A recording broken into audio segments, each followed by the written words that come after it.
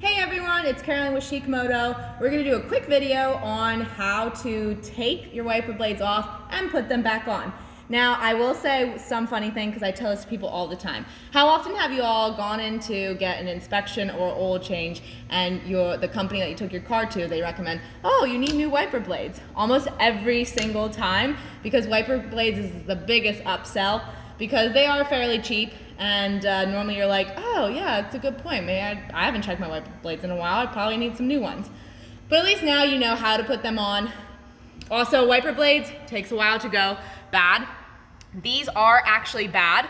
You'll notice streaks across your windshield when you're trying to clean your window or in the rain. And you'll also notice the rubber, if you put your fingers down and feel it, it gets really choppy. These do need to be replaced. So that's some word of advice.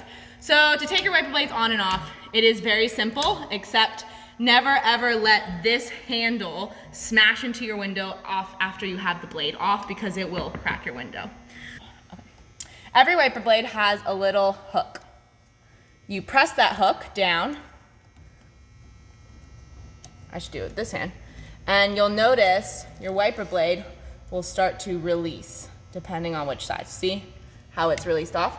Okay, so now you just simply pull your wiper blade off.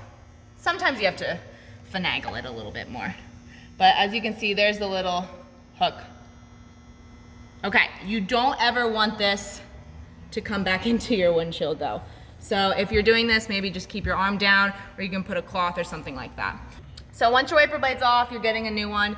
You literally just open, slide it on, and pull up. You'll hear a nice little click. So, off, you push down a little lever, on, you slide until you hear it click.